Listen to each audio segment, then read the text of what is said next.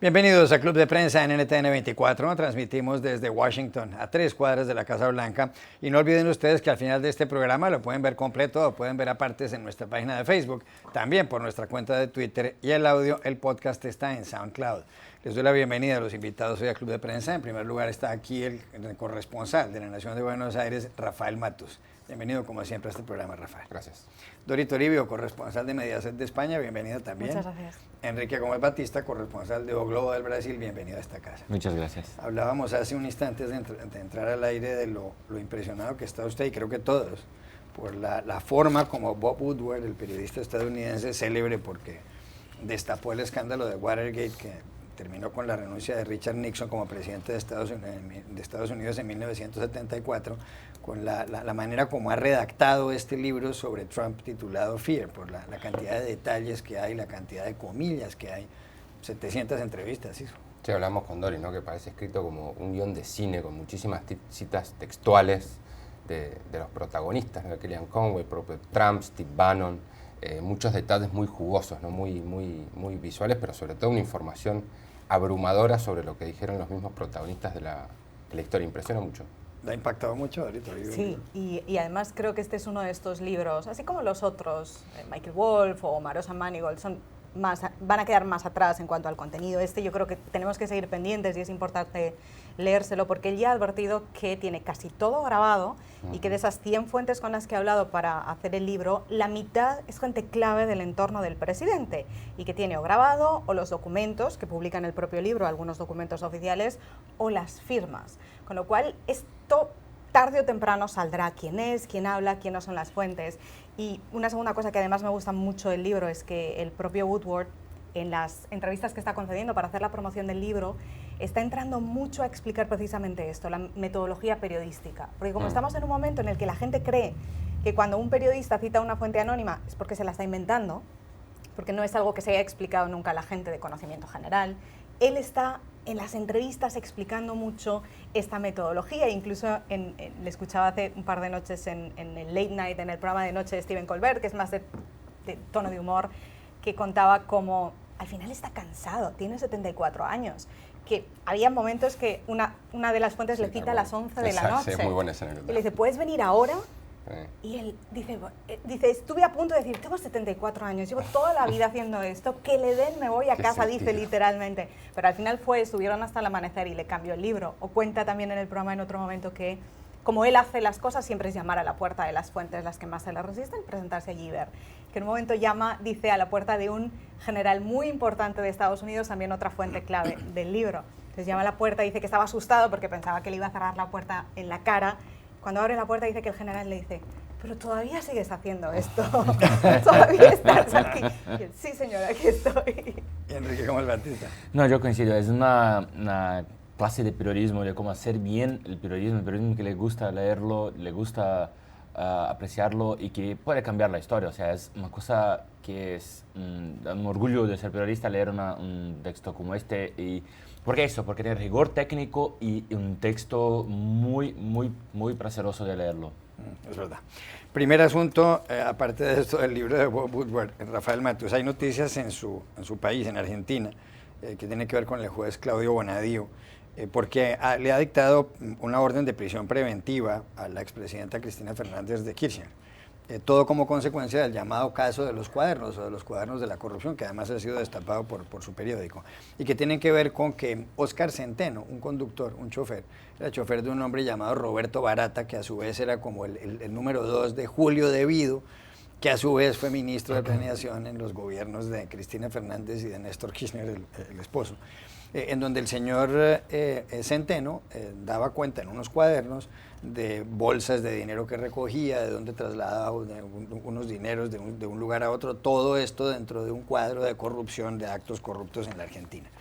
Bueno, Bonadío ha dictado orden de prisión preventiva contra la señora Cristina Fernández de Kirchner, pero como ella es integrante del Poder Legislativo, del Parlamento, del Congreso, pues tiene fuero. Y tendría que haber una votación de 2/3 partes en el Congreso para que la desaforaran, para que permitieran que ella fuera a ir a parar a prisión. Dice el señor Bonadío que lo que está claro aquí es que se ha confirmado que hubo funcionarios públicos que estuvieron comandados por la señora Kirchner y por otros altos dignatarios del Estado, como Julio De Vido, entre el año 2013 y 2015 en esta organización delictiva. Hay ya 41 procesados en todo este episodio, incluso algunos empresarios.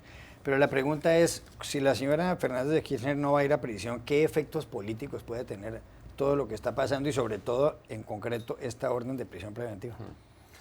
Bueno, como vos bien decías, ¿no? Esto es algo que comenzó con la trama de los llamados cuadernos de las coimas, que es una trama realmente muy joven, tiene menos de 50 días, sin embargo ya tiene 42 personas que están procesadas, 14 de ellas en prisión, algunos son funcionarios, otros son empresarios que pagaron las coimas. El indictment, digámoslo así, del juez Claudio Bonadío contra Cristina Kirchner es un escalofriante relato sobre cómo funcionó la corrupción durante los 12 años del kirchnerismo en Argentina, donde se pagaron, según el juez, alrededor de 100 millones de dólares, ¿no? Ahora, como vos bien decías, esto se esperaba que la presidenta Cristina Kirchner en algún momento iba a ser procesada por el juez. Ella ha dicho que esto es todo parte de una operación política y judicial en su contra. El juez Bonadío se dice que tiene entre ceja y ceja la idea fija de meterla presa a Cristina Kirchner. Sus seguidores más duros la respaldan y sostienen que esto es solamente una ofensiva política orquestada también en partes del gobierno de Mauricio Macri, ¿no? Ahora, como vos bien decías, ella, al ser integrante del Senado de la Nación, tiene fueros, y el Poder Legislativo de la Argentina sigue una doctrina, la llamada doctrina Menem, por el expresidente Carlos Menem, que también fue imputado y condenado por causas de corrupción y aún hoy está en el Senado, por la cual ningún legislador puede ser desaforado a menos que tenga una sentencia firme en su contra de la Corte, una sentencia firme hasta la sentencia de la Corte Suprema de Justicia, ¿no? Esto es una manera, digamos, de dilatar cualquier encarcelamiento de un legislador que haya sido condenado por la justicia. Por eso es muy difícil realmente que Cristina Kirchner vaya a prisión, salvo que haga un cambio en la doctrina. Eso depende del peronismo, ¿no? Del bloque peronismo que ha sido el que la ha blindado. Ahora vos me decías, ¿qué consecuencias políticas tiene esto? El año próximo va a haber elecciones presidenciales en la Argentina. Se sabe que Mauricio Macri va a buscar la reelección, y una de las incógnitas es si el peronismo va a ir dividido a esa elección, como ocurrió en el 2015, algo que fue fundamental para que Mauricio Macri pudiera triunfar en esa elección, o si el peronismo va a encontrar un candidato de consenso y va a ir unido, algo que pondría en peligro las posibilidades de Mauricio Macri de ser reelecto, que ya de por sí vienen bastante disminuidas por la crisis económica. Entonces, acá es donde empieza a jugar mucho la situación judicial de Cristina Kirchner, ¿no? Porque si Cristina decide ser candidata efectivamente el año próximo, eso es prácticamente una garantía de que el peronismo va a ir dividido. Va a haber un candidato peronista del peronismo racional, como se lo llama, y una candidata del peronismo de izquierda más populista de Cristina Kirchner. Ahora, si Cristina decide no ser candidata porque la situación judicial se complica demasiado por la razón que fuere, ¿qué va a hacer con el alrededor del 30% de la población que la respalda? ¿Va a trasladar ese apoyo a otro candidato? Algunos mencionan, por ejemplo, su ex ministro de Economía, Axel Kicillof, que es una figura joven que está de alguna manera desligada de todos estos escándalos de corrupción. Esa es la gran incógnita que deja todo este escándalo en el escenario político para el año próximo. Lo que sí está muy en claro es que hay un antes y un después en la lucha contra la corrupción en la Argentina a partir de la causa de los cuadernos de las coimas, con una información realmente abrumadora sobre el entramado de asociación ilícita, tal como denuncia el juez, que vivió el país durante los años del kirchnerismo. Enrique Gómez Batista. Bueno, hay impactos. Hemos visto lo que pasa en Brasil hoy, donde Lula desde el cárcel, por ejemplo, es el político más influyente en Brasil, a pesar de todo, y tendría un 39% de los votos. Creo también que por la situación de Argentina, Cristina no va a cárcel, por todas estas razones que Rafael nos ha dicho, pero yo creo que lo importante es saber si Cristina conseguirá transformarse en una víctima de una persecución. Esto pasó en Brasil porque, a pesar de ser casos muy concretos, muy específicos de corrupción, la forma como se pasó en Brasil de solamente un político muy importante, que el caso de Lula, se fue al cárcel, ha dado para Lula y el PT el discurso de que fue una persecución política, lo que no es verdad. Hay muchos problemas. Por ejemplo, Lula era el único político que no tenía cargos electivos en este momento cuando fue para su cárcel, pero eso creo que Cristina va a intentar hacerlo, de ser una víctima de una persecución política, citar inclusive el caso de Lula como ejemplo. Eso puede tener impactos electorales, o sea, las personas creen que no es justo que solamente Lula en Brasil paguen por la corrupción que es muy grande en Brasil, y creo que lo mismo puede pasar en Argentina. O sea, hay una sensación de que la corrupción no es solamente alrededor de Cristina, y no sería justo que solamente ella pague por eso. O sea, creo que ese es el gran riesgo, que se politice de más un tema judicial. Toribio. Y ya ha empezado esa parte, porque Cristina ya ha dicho que esto es un ataque en su contra y es un ataque por parte del gobierno para desviar la atención de la crisis económica, dice. Es decir, la batalla narrativa ya ha empezado porque, como explicaban los compañeros, las consecuencias legales y judiciales, si llegan, van a tardar mucho en llegar. Eso sí llegan, porque tendría que haber una sentencia firme del Supremo primero, después tendría que ver el Congreso qué hace con todo este tema de los fueros y después habría que ver cuáles son las consecuencias. Mientras tanto, la parte que llega ahora es precisamente esa, la batalla narrativa, declararse como una víctima, un ataque contra mí por parte del gobierno. Y esto, como explicaba Rafa, esto sí tiene consecuencias políticas y sobre todo consecuencias electorales, porque es un argumento que, para empezar, hoy en día ya da igual que esté basado en verdad o no, en argumentos reales o no, como estamos viendo en muchos países, se puede construir esta narrativa y funciona a nivel emocional y a nivel del voto emocional de manera muy efectiva. Y segundo, es muy fácil de construir porque se pueden establecer paralelismos y ejemplos con otros países. Y a día de hoy este es un tema que funciona y yo creo que es por ahí por donde va a ir la cosa en Argentina. Enrique, hay noticias de Venezuela. Hay una crisis político-económica y social en ese país de grandísimas proporciones. Más de 2 millones de personas han salido del territorio venezolano, la mayor parte están en Colombia, más de 1 millón. En su país, en el Brasil, hay miles y miles de personas. Hay gente yendo a Ecuador, al Perú, hay gente yéndose a la Florida, aquí en los Estados Unidos, muchos otros yendo a España y demás. Pues resulta que en la gira que hizo por la China, o en el viaje que lo llevó hasta la China, Nicolás Maduro, el presidente venezolano, ha parado en Estambul, una de las grandes ciudades de Turquía, una ciudad históricamente importantísima, y ha ido a cenar al restaurante Salt Bay, o Salt Bay, como dicen en inglés, famoso porque ahí está el chef Nusret Gökçe, un hombre que tiene una manera muy singular de cortar la carne, de preparar la carne, pero sobre todo de cortarla, porque hace una gran presentación, una especie de show, como dirían en inglés. Bueno, pues el chef y el restaurante han tomado un video del momento en el que Nicolás Maduro con su esposa, la primera dama venezolana Cilia Flores, han ido a cenar a este restaurante.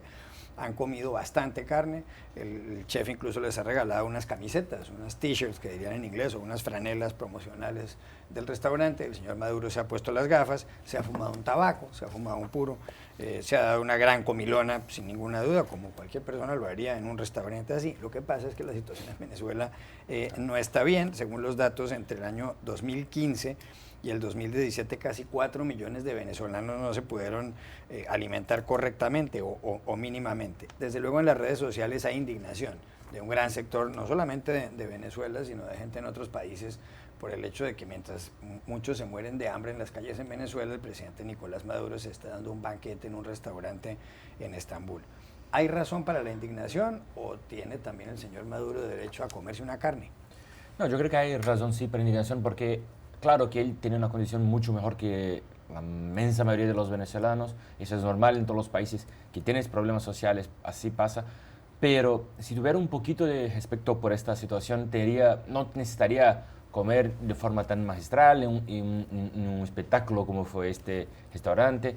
Yo creo que en política los símbolos son importantes. Esta cena, este video que fue compartido por el propio jefe del restaurante es impactante y dice mucho de que cómo un político o un gobernante piensa o no sobre su país. Claro que no haría falta lo que gastó ahí para la situación de Venezuela, pero esto sí es simbólico y los símbolos son importantes. En este momento hemos visto, por ejemplo, un ejemplo que me viene a la cabeza cuando veo eso, como muchos gobernantes durante la guerra, por ejemplo, Winston Churchill, tuvo una postura mucho diferente en estos momentos de grave crisis de su pueblo. O sea, esto sí es importante para que las personas se involucren en los temas sociales e intenten avanzarlo. Y hemos visto con esta cena, con este video, cómo, más de una vez se queda claro que Maduro no le parece importar nada lo que pasa a los venezolanos. Bueno, de hecho el rey de Inglaterra en la Segunda Guerra Mundial hubo rumores de que su esposa, la reina madre, la mamá de Isabel II, la actual monarca, se iba a ir con las niñas a vivir al Canadá, y la señora salió por televisión y dijo: el rey se quedará en el Palacio de Buckingham, que además fue bombardeado, yo como esposa del rey me quedaré en el Palacio de Buckingham, y por supuesto las niñas también se quedarán en el Palacio de Buckingham, y se quedaron. Rafael Matos. Creo que la actitud de Maduro refleja un poco una actitud que uno ve en otros dictadores, ¿no? En otros líderes autócratas, donde hay una desconexión absoluta con lo que está ocurriendo con el pueblo al que gobiernan, en el que supuestamente tendrían que promover el bien común, ¿no? No me llama la atención para nada que haya causado indignación estas imágenes de Maduro cuando uno las contrasta con imágenes como, por ejemplo, los miles de venezolanos que cruzan el puente hacia Colombia a diario en busca de medicamentos, en busca de alimentos, en busca de una subsistencia mínima que tendría que ser provista en cualquier país normal. Lo mismo cuando uno piensa en toda la represión y la violencia que ha ocurrido en las calles de Venezuela. Es muy chocante la imagen ya de por sí, pero uno también tiene que ponerse a pensar que el problema de raíz en Venezuela no es obviamente Maduro comiendo en un restaurante en Estambul, sino es esta impotencia que existe a nivel regional para tratar de torcer la realidad política y la realidad, punto, en Venezuela, ¿no?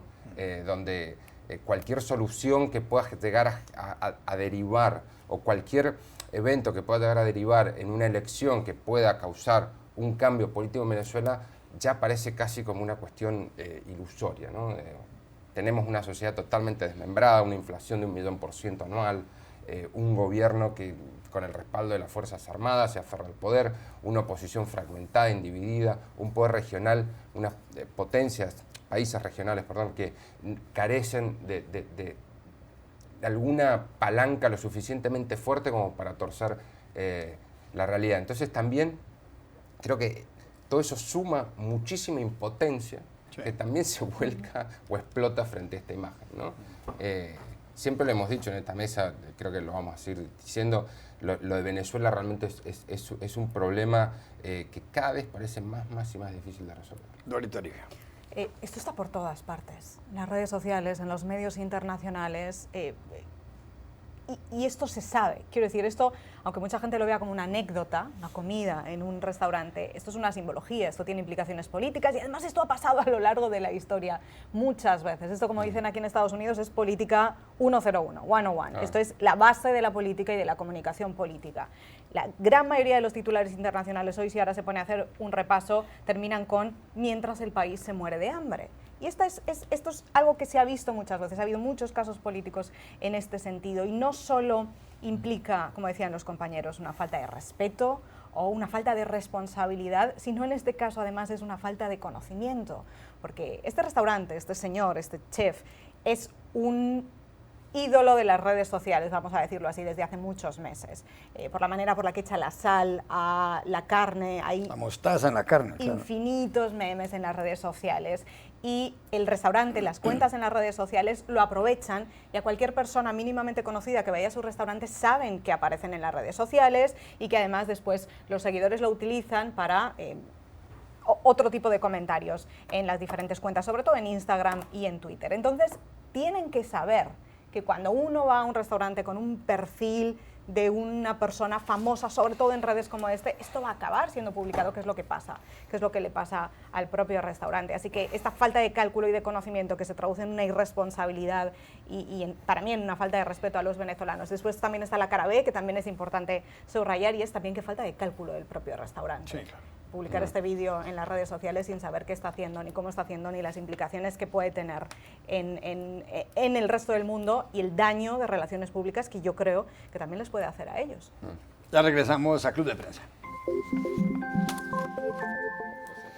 Volvemos a Club de Prensa en NTN 24 desde Washington. Dori, hay noticia comercial del presidente Donald Trump. Más adelante hablaremos de otro tema de Trump de última hora. Pero resulta que ayer la Oficina Comercial de Estados Unidos, lo que se conoce con el nombre de USTR por sus siglas en inglés, pues informó que el gobierno del presidente Donald Trump va a gravar con un 10% de aranceles 5.745 productos chinos.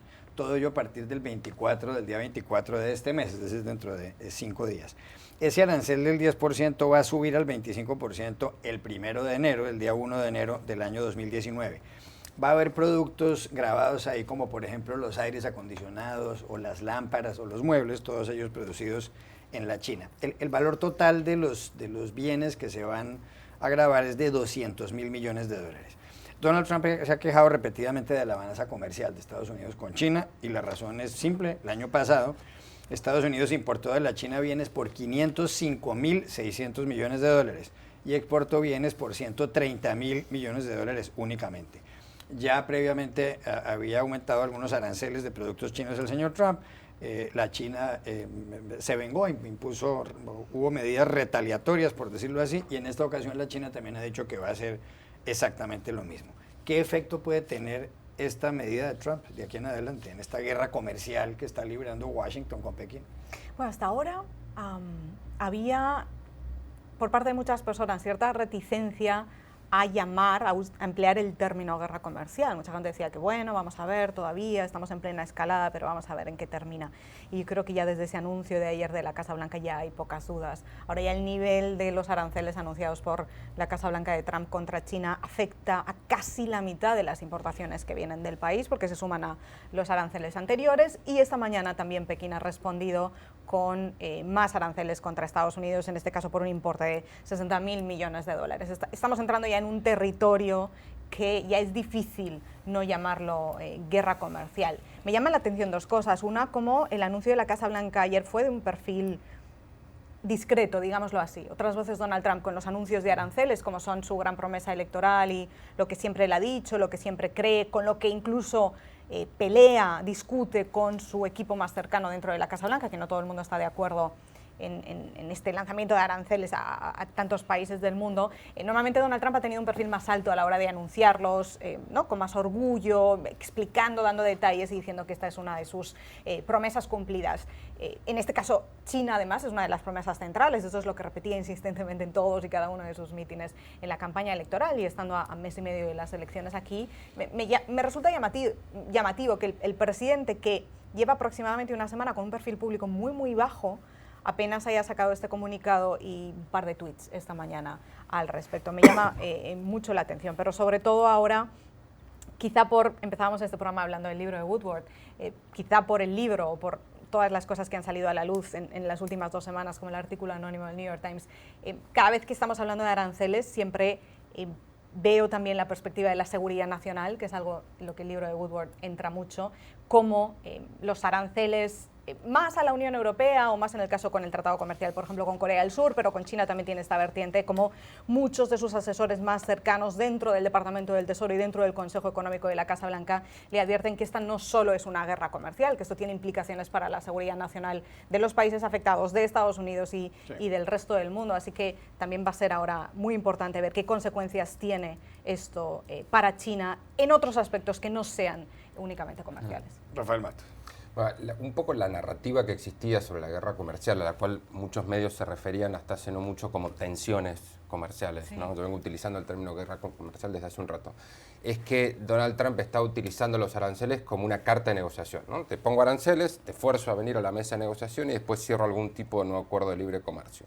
Eso de alguna manera funcionó con la Unión Europea porque hay negociaciones con el viejo continente que más o menos están encarriladas. Con China no está funcionando tan bien, ¿no? Porque Trump ya con la medida que anunció ayer va a terminar colocando aranceles a 250.000 millones de dólares de importaciones de China. China hoy anunció que va a responder con nuevos aranceles a compras desde Estados Unidos por 60.000 millones de dólares. Y Trump ya dijo que tiene en carpeta aranceles contra otros 250.000 millones de dólares, con lo cual si llega si escala su guerra comercial hasta esa nueva medida, va a terminar colocándole aranceles a todas las compras desde China. Esto ya es una guerra comercial abierta, no se sabe cuándo va a terminar, no se sabe si va a terminar bien, ya empiezan a acumularse las advertencias de presidentes, de líderes de organismos internacionales. Christine Lagarde, directora gerente del Fondo Monetario Internacional, ha sido una de las voces más activas en contra de este neoproteccionismo, al advertir que puede llegar a descarrilar la expansión de la economía global, que venía muy bien hasta este año. Y otra cosa más, no solamente ya tenemos una guerra comercial, no solamente no sabemos bien cómo va a terminar en esta disputa con China, sino también esto ya va a empezar a tener pronto consecuencias políticas para Trump. Porque al principio la Casa Blanca había decidido colocar aranceles solamente a productos industriales o al acero, ¿no? Que eso de alguna manera afectaba a las industrias de Estados Unidos y podía llegar a haber cierto traslado de precios. Pero ahora directamente está colocando aranceles sobre productos finales, sobre bienes que pagan directamente los consumidores de Estados Unidos. Y esto se va a empezar a trasladar a una pérdida de poder adquisitivo para los consumidores norteamericanos. Va a ser notable, lo van a percibir, no lo van a percibir. Bueno, de eso dependerá el impacto político que esto tenga para Trump. Y lo otro es que creo que hay pocas políticas que tengan, salvo quizá la política migratoria, pero creo que la política migratoria y la política comercial son las dos políticas de la presidencia de Trump que llevan su sello distintivo. Loli Toribio iba a agregar algo. Es interesante la lectura de le funciona esta táctica que hacía Rafa, por ejemplo, con la Unión Europea, que es totalmente cierto. También estaba pensando en México, que en un principio también todas esas amenazas funcionan, pero claro, es importante subrayar también esa conclusión. En el caso de México, no solo el arte de la negociación que aplica Donald Trump funciona para México, sino que él también necesitaba dar un paso atrás con esto porque afectaba a sus votantes en estados muy importantes, los aranceles directamente con México o lo que se estaba negociando en parte, ¿no?, de toda esa negociación comercial. Claro, ahora ocurre lo mismo con China, pero ahora ya no es tan fácil dar un paso atrás. Muchas veces se nos olvida, o bueno, aquí en Washington no tanto, pero posiblemente viéndolo desde fuera del mundo, que muchas de las decisiones internacionales, especialmente las comerciales que Donald Trump aplica y las toma en base a lo que ocurre aquí dentro de Estados Unidos y en base a que estamos en año electoral, que no se nos olvide esta lectura. En menos de 2 meses hay elecciones legislativas. Enrique. Sí, y eso es claro, porque con China la situación es un poco diferente. Tenemos que acordar que la gran mayoría de las empresas que están en China, que exportan para Estados Unidos, son empresas americanas. Y que China no puede más poner tantas sanciones comerciales a Estados Unidos porque importa mucho menos que vende a Estados Unidos, pero puede empezar a crear sanciones no comerciales a las empresas americanas, y eso sí sería un impacto muy grande.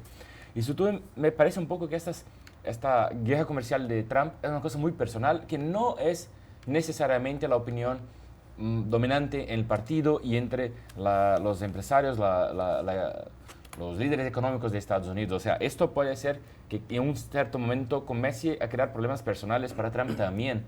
Y bueno, además de eso, China hoy es el país que más tiene deudas de Estados Unidos. O sea, China tiene mucho más condiciones de imponerse en esta guerra con Estados Unidos que Unión Europea o que México, por ejemplo, que son...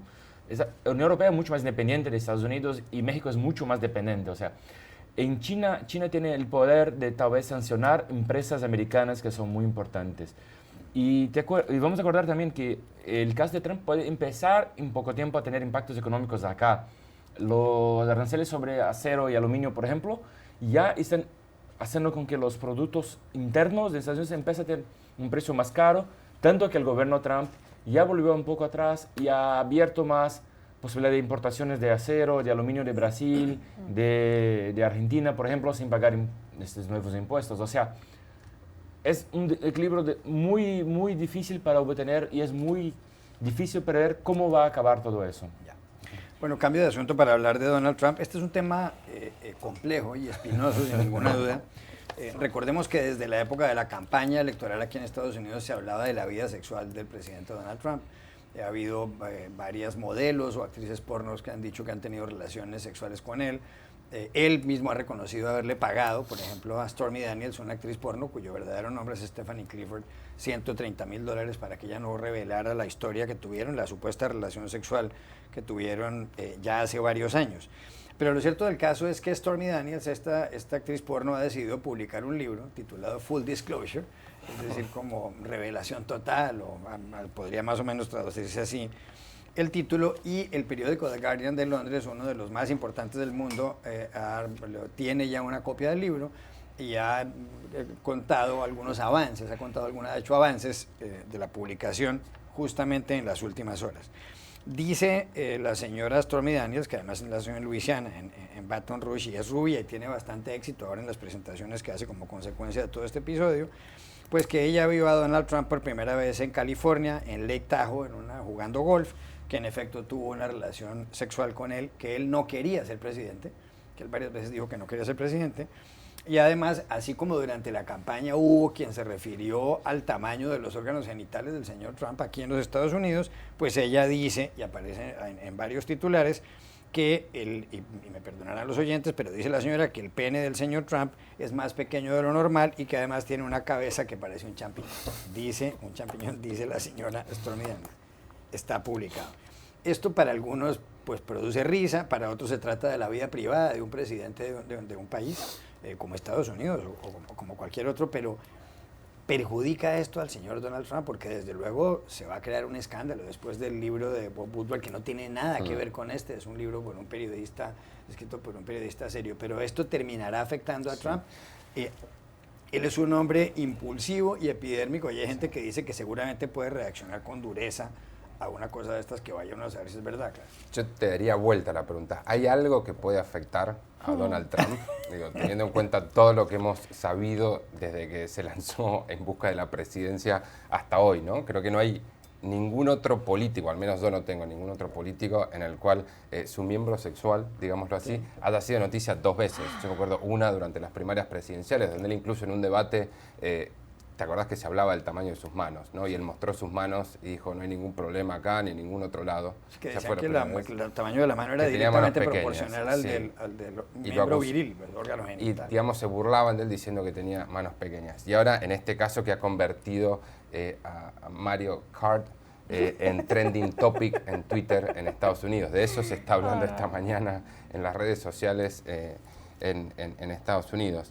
La Casa Blanca ha dicho en reiteradas ocasiones que el relato de Stormy Daniels no es preciso, ¿no? Esa es la fórmula que he utilizado para desmentir todo lo que ha dicho esta actriz porno, que además, digo, más allá de estos detalles que dan obviamente para la risa, hace un ataque bastante frontal al carácter de Donald Trump en su libro, diciéndole que, por ejemplo, Donald Trump le sugirió que podían encontrar una manera de hacer trampa en su reality show, El Aprendiz, para que ella pudiera avanzar más etapas durante la filmación del programa. Vuelvo sobre el punto inicial. Realmente a esta altura no sé si existe algún escándalo, algún detalle íntimo de Trump que pueda hacer mella en su imagen pública, y por el contrario, yo me pregunto hasta qué punto esto no refuerza la lealtad de sus seguidores al presidente.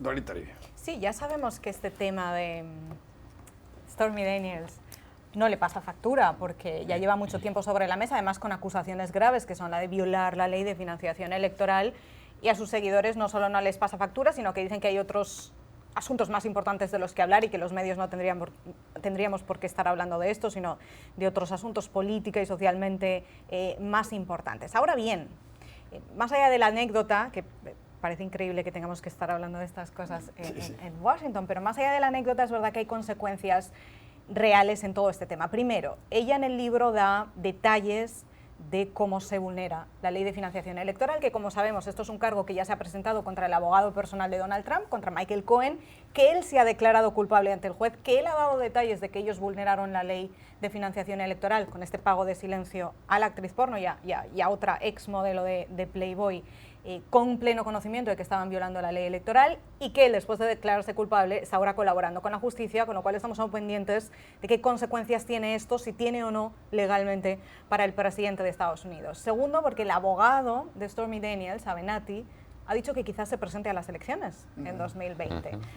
Hay gente que dice que es solo por este afán de protagonismo que parece que tienen, por ganar dinero publicando libros, pero él lo que dice es que tiene un caso sólido contra el presidente de Estados Unidos. Y también, como sabemos, este tema al presidente le frustra especialmente porque tensa la relación con la primera dama, entre otras muchas cosas. También le frustra su imagen pública, ¿no? Obviamente los ataques a su ego, a su masculinidad. Sí, claro. Y si una cosa hemos visto en este último año y medio, casi 2 años de presidencia de Donald Trump, es que cuando él está frustrado también toma decisiones políticas y muchas veces están directamente vinculadas por las motivaciones, y esta sería la parte real de todo esto. Para quien diga, bueno, pero ¿por qué hablar de un libro como esto, de estos detalles que no nos interesan nada de la vida sexual del presidente de Estados Unidos? Correcto, a mí tampoco me gusta nada hablar de esto, pero es que cuando el presidente tiene ciertos estados de ánimo, ocurren ciertas cosas en Washington, y esto es importante subrayarlo. Enrique. Sí, Dora está cierta. O sea, esto cambia el humor de Trump, eso cambia el humor de la política de Trump, eso tiene impacto en todos nosotros. Y que sí, tal vez sea más fácil para Trump tener problemas judiciales con este caso de Stormy Daniels y con el financiamiento de campaña, que con la trama rusa, que es mucho más compleja, mucho más difícil de probar. Pero la gran pregunta que tengo hoy es cómo será el impacto de esto en Estados Unidos. ¿Qué libro tendrá más impacto y va a vender más? ¿El de Bob Warren? Mucho bien hecho, con Sí. O el de Stormy Daniels. O de Stormy Daniels. ¿Qué crees? Que es ¿Cómo? un escándalo, claro. Pero como conocemos un poco el mundo de espectáculos acá en Estados Unidos, creo que el libro de Stormy Daniels va a vender más y será más impactante que el de Bobby Ward. Ya regresamos a Club de Prensa. Volvemos a Club de Prensa en NTN 24. Dorito Toribio, hay noticias de la revista Time. La revista Time es el semanario político más vendido en el mundo, tiene 26 millones de lectores y fue además fundada por Henry Luce en el año 1923. Hace pocas horas fue adquirida la revista Time por Meredith y su marido, por el grupo, la corporación Meredith, que está conformada por Mark y Lynn Benioff, una pareja, y además pagaron $190 millones en efectivo por la compañía, o en un cheque de gerencia, en un talón que se hace efectivo inmediatamente. El señor Benioff, Mark Benioff, es el CEO, presidente ejecutivo y cofundador de Salesforce.com, que tiene también muchísimo respaldo. Aquí la pregunta es si esta adquisición de la revista Time por parte de este par de multimillonarios confirma una tendencia de que gente con mucho dinero adquiere medios de comunicación. Es el caso de Jeff Bezos, que compró el diario The Washington Post, es el caso de Patrick Soon-Shiong, que acaba de comprar Los Angeles Times, es el caso de Lauren Powell Jobs, la esposa de Steve Jobs, que compró la revista The Atlantic. Este año además se espera que la revista Time tenga también ingresos muy altos, alrededor de $158 millones. ¿Cree usted que esta es la tendencia, que van a terminar los grandes medios de comunicación en manos de magnates, en algunos casos filántropos, en otros casos que seguramente querrán utilizar los medios de comunicación para beneficio de sus negocios? Bueno, son 3 casos muy importantes ya, lo que es una tendencia, con 3 casos importantes. No sé si va a seguir a partir de ahora, pero son 3 casos de mucho peso que afectan el Washington Post, especialmente el Washington Post y la revista Time, y también Los Angeles Times, afectan al panorama mediático de Estados Unidos. Me llamaba mucho la atención, porque esto ha generado grandes titulares aquí en Estados Unidos, no solo una noticia del territorio económico, mediático, sino a nivel nacional. Primero, cómo se insistía en el comunicado al anunciar la compra, en que esta es una compra personal, una operación personal desvinculada a otros negocios o a otras operaciones empresariales, como dando este toque de estas 2 personas con estos 2 nombres y apellidos, estas fortunas personales son las que hacen la adquisición. Creo que es una parte importante, porque después ha generado todo un debate aquí en Estados Unidos sobre la gente que ve este tipo de compras de manera más cínica o menos cínica, como una compra personal de un mega ultramillonario que quiere de repente poseer entre todas sus posesiones, quiere también un gran medio de comunicación, o los que defienden una postura, como se está diciendo aquí, menos cínica pero más realista, que sería que los medios de comunicación todavía siguen arrastrando grandes crisis después de la gran crisis que ahora se cumplen 10 años de 2008, la que empezó en 2008, y todavía no han recuperado muchas de aquellas consecuencias de los grandes despidos, sobre todo el daño a la prensa local, por ejemplo. Aún estamos en este periodo de reconstrucción y aún muchos de los grandes medios están en periodo de búsqueda de nuevas fuentes de financiación, no solo de modelos de periodismo que funcionen, sino de modelos publicitarios y de financiación que también funcionen. Y esta vía es la que está siendo ahora una de ellas. Por eso esta sería una lectura, digamos, un poco menos pesimista, más realista, y es que si funciona y si se hace bien, ¿por qué no va a ser una tendencia positiva? Enrique Gómez Batista. Bueno, para mí yo creo que es más importante mantener la independencia del periodismo, y acá es muy posible que eso pase porque al contrario de pasa en muchos países de Latinoamérica, por ejemplo, aquí hay mucha competencia entre la prensa, y eso es muy saludable, es muy importante, y eso disminuye un poco la influencia que el dueño puede tener dentro del periodismo. Pero lo que me llama la atención no es este negocio en sí, pero los valores. O sea, estamos hablando de la revista tal vez más importante del mundo junto con Economist, y por 190 millones de dólares. Esto para un mercado como americano es nada. Hemos visto, por ejemplo, que Jeff Bezos pagó 250 millones de dólares por el diario de por Washington Post. Y tiene 164 mil No, millones y de dólares. unos meses después pagó 13 mil millones de dólares por la cadena de Whole Foods, de supermercados. O sea, ¿cómo el valor de las empresas de periodismo está tan bajo? Esto sí es la noticia. Rafael Matos. Bueno, digo, producir un buen periodismo o producir periodismo de calidad no es necesariamente un gran negocio. Creo que eso ha quedado muy demostrado, ¿no? Hay un dato que me parece muy revelador, que recordaba viendo los números de la operación de Time, ¿no? Amazon y Apple son las dos compañías norteamericanas que por primera vez en la historia superaron el billón de dólares de valor de mercado en la bolsa, ¿no? Que es un valor que iguala a toda la industria editorial y de medios de Estados Unidos, incluido, por ejemplo, empresas nuevas como Netflix, ¿no? En este caso, tenemos otro reflejo, ¿no? Amazon, Jeff Bezos, Washington Post, en este caso, Benioff, Salesforce.com y Time Magazine, ¿no? Nuevamente, los cambios que ha experimentado la economía durante la última década, como bien hacía referencia a Doris, de la crisis de Lehman Brothers, que se cumplieron 10 años el fin de semana, ha hecho que las empresas tecnológicas sean las nuevas estrellas de la economía, las empresas más valuadas a nivel mundial, no solamente Amazon y Apple. Cuando te fijas quién viene detrás, están Google, está Microsoft, está Facebook, ¿no? Y hacer periodismo de investigación, por ejemplo, debe ser una de las actividades económicas menos rentables que yo puedo pensar, ¿no? Tenés recursos estancados durante meses y meses y meses analizando información que no sabes si va a redundar en algo, y después cuando finalmente redunda en algo te da una historia o por ahí una serie de historias que se publican durante una serie de días o una serie de meses en el periódico, que te generan hoy sí el pago de una suscripción, antes solamente el pago de publicidad. Ahora, ¿significa esto que nos tenemos que deshacer del periodismo porque no es buen negocio? Obviamente que no, ¿no? Y acá esto creo que pone sobre relieve la importancia de la transición que está haciendo la industria hacia modelos basados en el pago de la suscripción. Si los consumidores quieren tener periodismo de buena calidad, que es un pilar fundamental para tener buenas democracias, sí, es necesario pagar por él. Ya regresamos a Club de Prensa. Volvemos a Club de Prensa en NTN 24 para despedirnos. Se acabó el tiempo. Gracias, Rafael Matos, por haber estado acá, Dorito Toribio, Enrique Gómez Batista, y a ustedes los espero mañana nuevamente en Club de Prensa.